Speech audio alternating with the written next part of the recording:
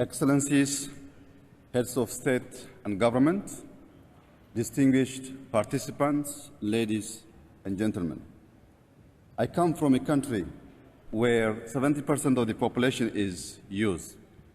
And what keeps me awake at night is how to live a better world for future generations.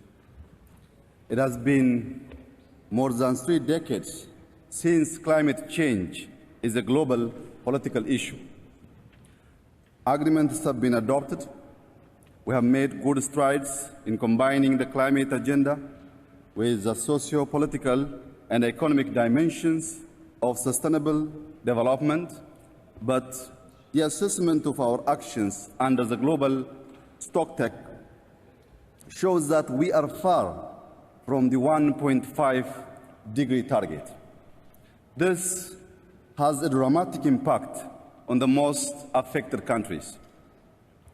While activism is necessary, action is what will get us results.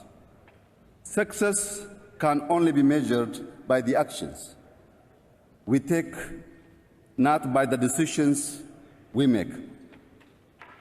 As we gather here in the United Arab Emirates, a country recognized for having transformed a desert into a green heaven under the leadership and vision of the late Sheikh Zayed bin Sultan Al Nahyan.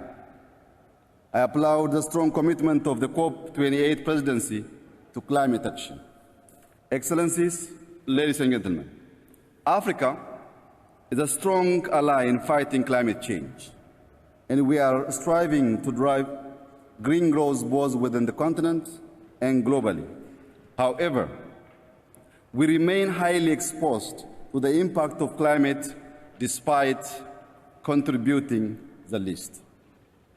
Recurrent droughts, intensified floods, and livestock loss are some of the many climate shocks that have affected lives and livelihoods of our people over the years.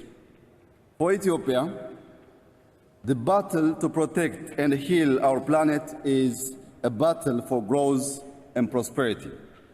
Allow me to highlight a few homegrown solutions we have been implementing towards reducing emission and building resilience.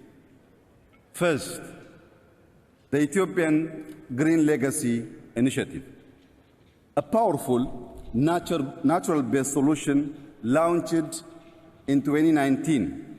Over the last 5 years, we established 130,000 nurseries across the country, and yearly millions of people mobilize in seedling, planting, and seedling management.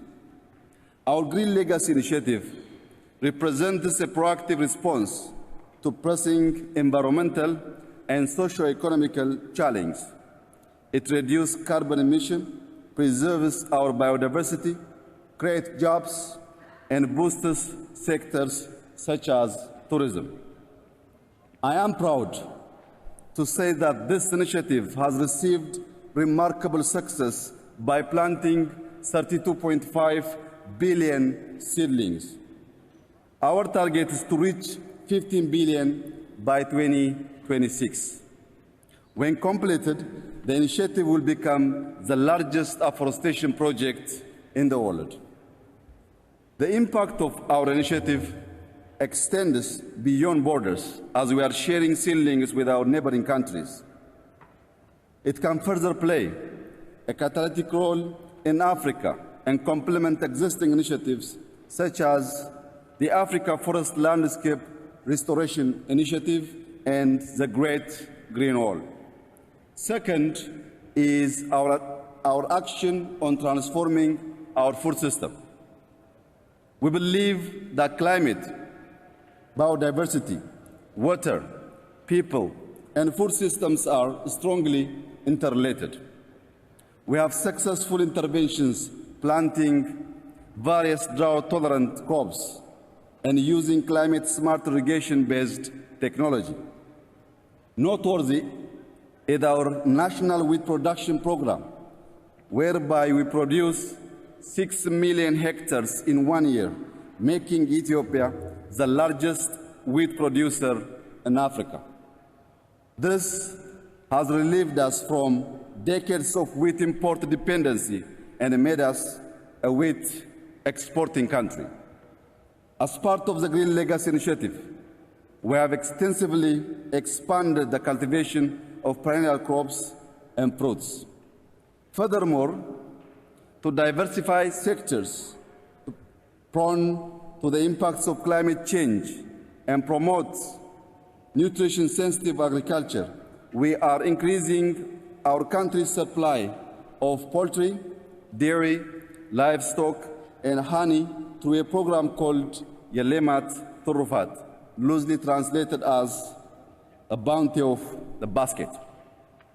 We have an urban initiative whereby we encourage eco-friendly and resource-efficient greening and farming methods. Our sustainable agricultural practice optimize effective water management and prioritize investments in renewable energy-based irrigation systems. Third, we have been investing extensively in renewable and green energy resources. Ethiopia has the potential to generate over 60,000 megawatts of clean energy by expanding hydropower, solar, wind, and geothermal sources.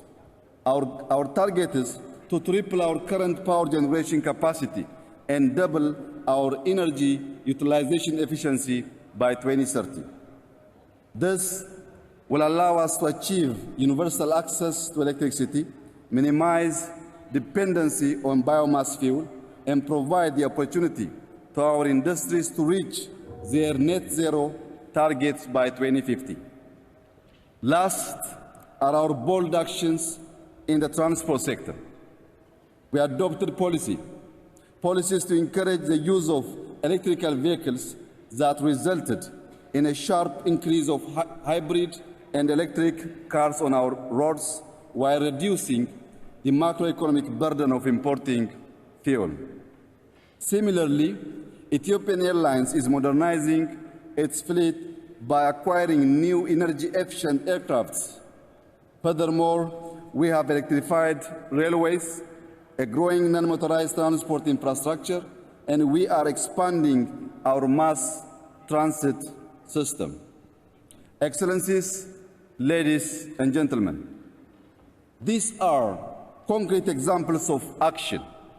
We are actioning our nationally determined contribution, and our progress is a testament to our commitment to the Paris Agreement. I now call upon a collective global action for a stepped-up climate agenda. The major challenge in scaling solution is the cost of capital and how international financing is structured. No country can effectively confront the climate challenge if debt is a burden.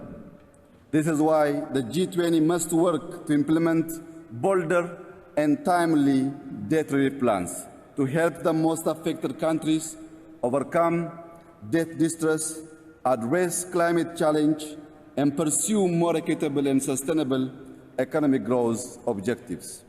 At the same time, pledged funds must be dispersed. I would like to conclude by urging all parties to negotiate in good faith and come up with innovative outcomes as we collectively tackle the impact of climate change. While you're here working hard for successful COP28 outcomes, I invite you to visit our Green Legacy Pavilion and enjoy a good cup of Ethiopian coffee. I thank you.